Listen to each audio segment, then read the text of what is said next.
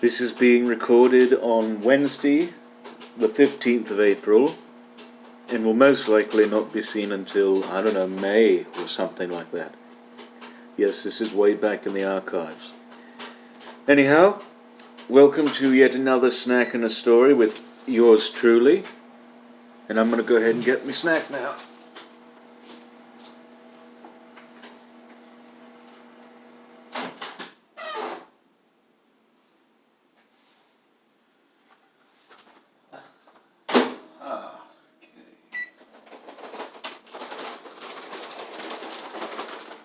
Let's see if I did this right.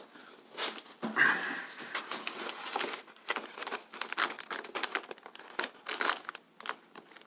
on, you. Open.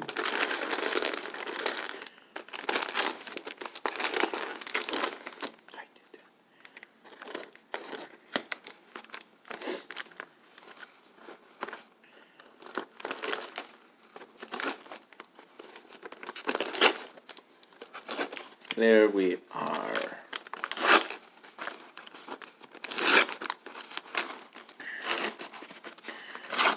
So, as you can see, my snack today is some microwave popcorn.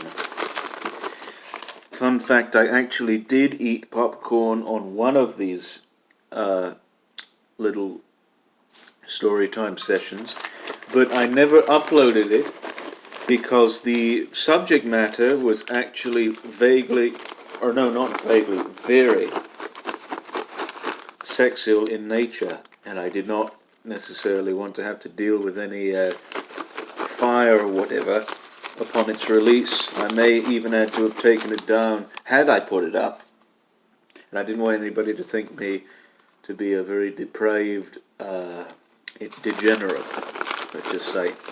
So, let me get a bowl, why not?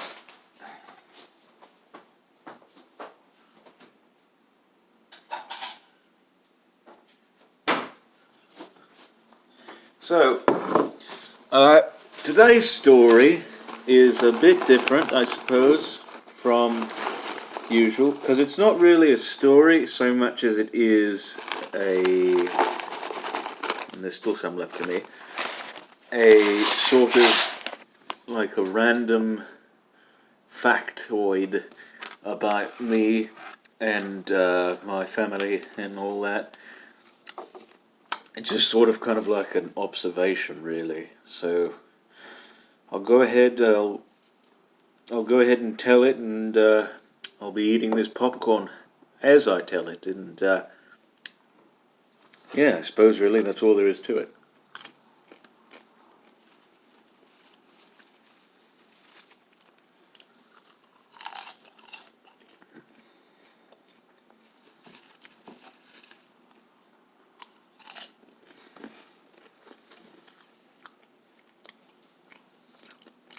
So,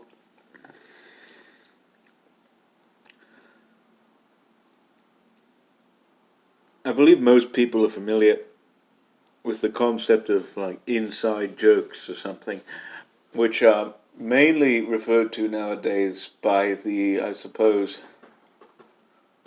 demoralizing designation of memes. I personally, in terms of like the general consensus of those, I can't hardly stand them. I think they're inane and, as I said, demoralizing, and really, it's just sort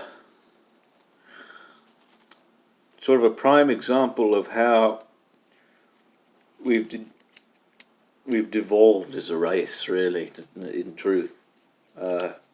Some people may not feel that way, but that's just my opinion on the matter.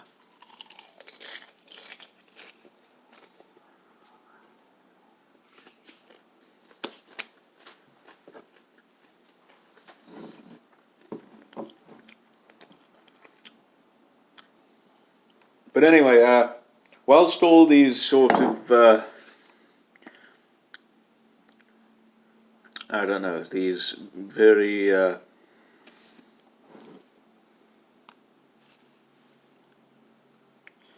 sort of tactless people on the internet go ahead parading their feigned innovativeness all around them by means of like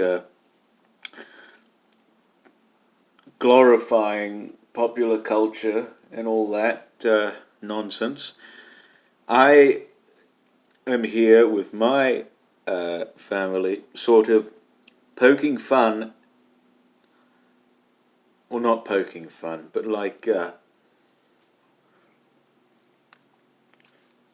accentuating points in media that really would come across to people as sort of innocuous, but to us are just downright hilarious. And I shall discuss some of those matters here in this talk.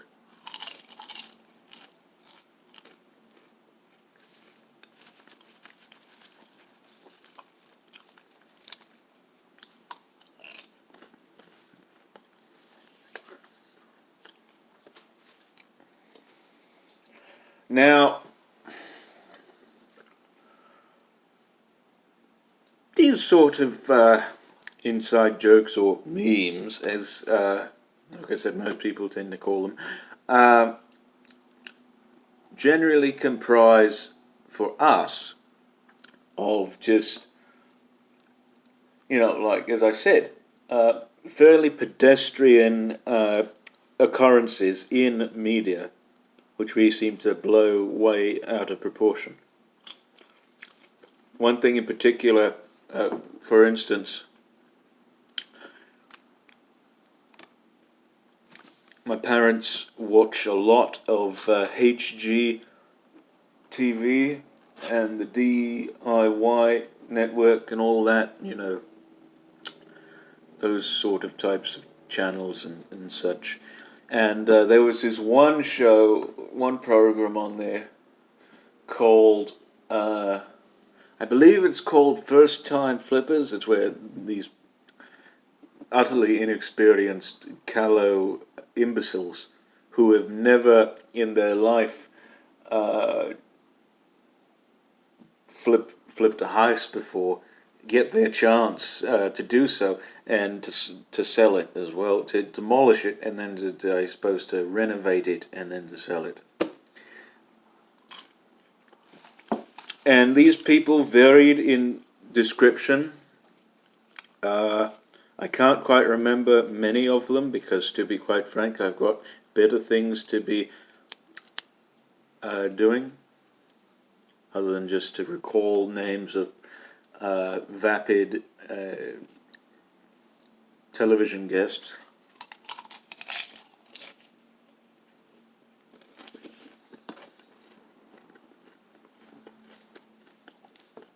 But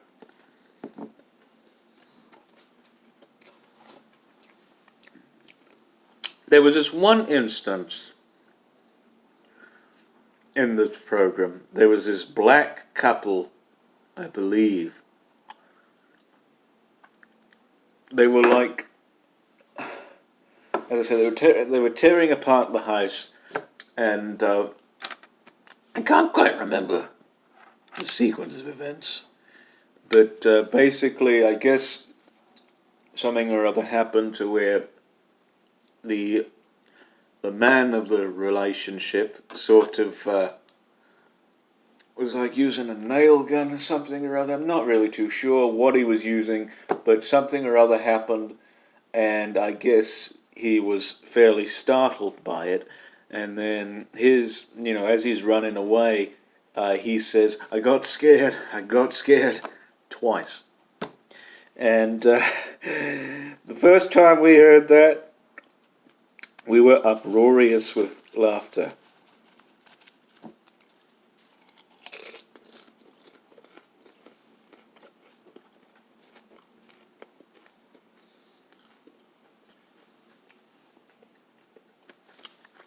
And so, whenever we happen to, I suppose, be cowed by any sort of daunting task imposed on each other by one another, we happen more so my brother actually, happens to utter the phrase, I got scared, I got scared.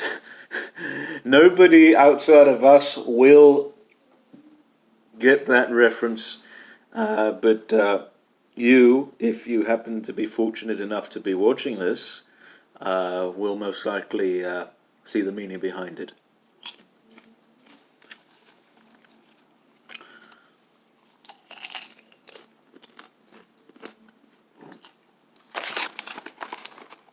Another thing from HTV, or HGTV, whatever you call it.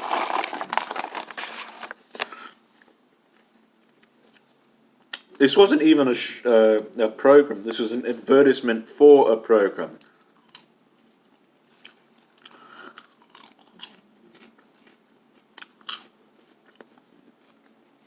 There was this one bloke named, I believe, Mike Holmes, and he was basically like I don't know, a home designer or whatever. I can't quite remember his occupation, but basically it's like he gave tips as to how to make like a, I don't know, ramshackle cabin in the woods seem a bit more hospitable and a lot more, I suppose, appealing to the eye. And the secret to that were big, okay, it was big, big, big, big, big, big trees. That's 6 bigs. And then shade grass, plenty of shade grass. That's what you need for like a perfect woodland dwelling, domicile, whatever. You need big, big, big, big, big, big trees and shade grass. Plenty of shade grass. For some reason or other. I don't even know the purpose behind it, why he said that, but whatever. So we sort of took that and, you know, used it in our own conversation and such. And like I said, no one will get this joke except us. But now, since whoever happens to be viewing this is watching this, they will get it as well.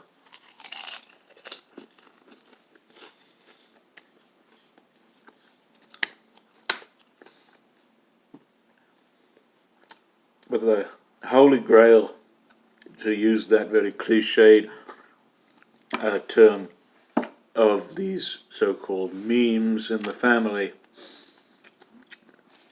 has by far to be this one. My father watches a lot of westerns, as most, you know, fathers are inclined to do.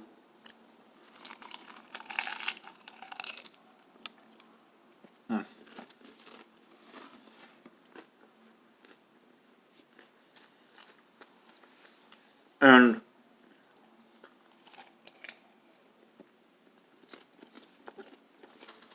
back in, I think, 2016 or something like that,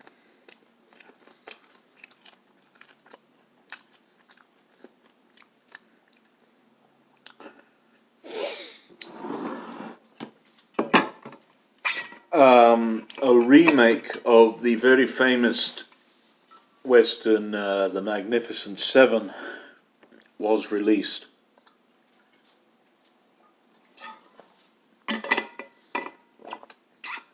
With Denzel Washington, Ethan Hawke, among various other people. But the one person who happened to stand out to us in particular, and to my father as well, was Chris Pratt. Now, I don't need to explain who Chris Pratt is. You all know him and most likely love him. All that nonsense. But my father, when he finds a movie he loves, he watches it endlessly. Whenever it happens to be on the telly, or not, really. He just does it.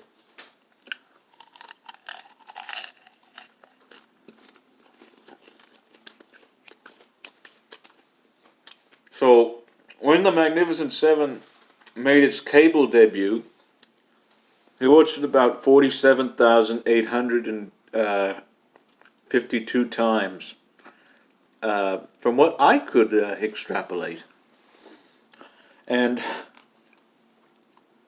sort of associated Chris Pratt with that character in the film.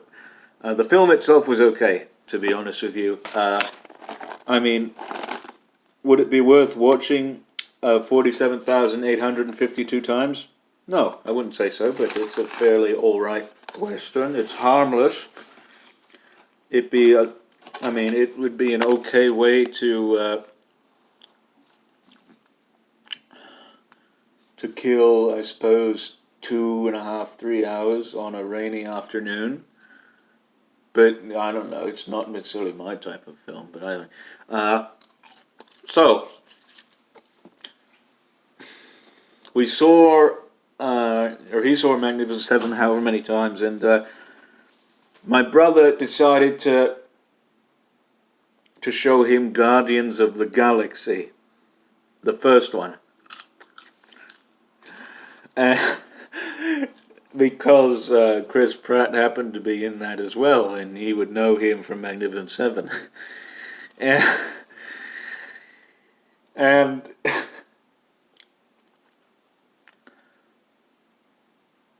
within the first 5 minutes of the film, you know how it is, where he gets on the planet, I forget the name of the planet, Murtaugh, whatever it's called. And he flies in there and everything, and lands, and has this little thing that depresses his mask or whatever to where you can see his actual face, and then he's got this Walkman there, and everything starts playing "Come and Get Your Love" by Redbone. My father, as soon as he saw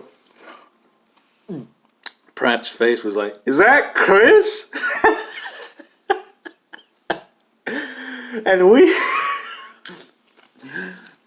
we were all doubled over on the floor laughing because I don't know, just because it I don't know, just because it just never occurred to him that Chris Pratt, somebody who he associated with a very gritty Western, would portray this sort of not goofy, but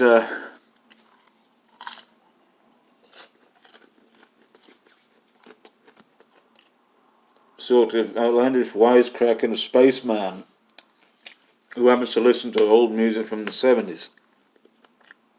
And then from that then onwards, whenever we'd see a film or anything with Chris Pratt in it, it'd be like, we'd see Jurassic World, horrible film, and he'd say, "Hey, it's Chris." And then we would see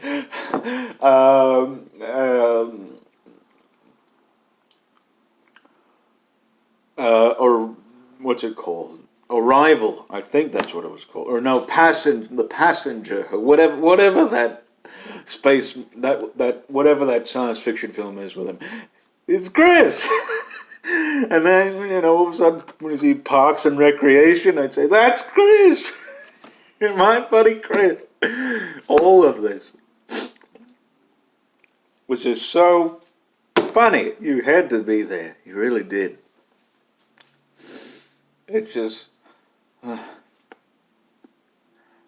that was a video I made, wasn't it? I don't know. I just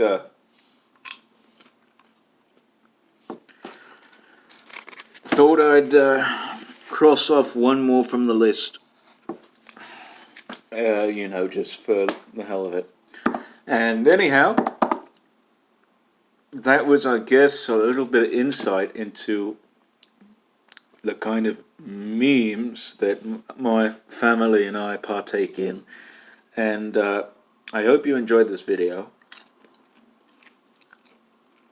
I will continue to enjoy the rest of this popcorn, and you probably won't see this for a good long while, but either way, I bid you a good day, good evening, good afternoon, whenever you happen to see this, and take care. Cheers.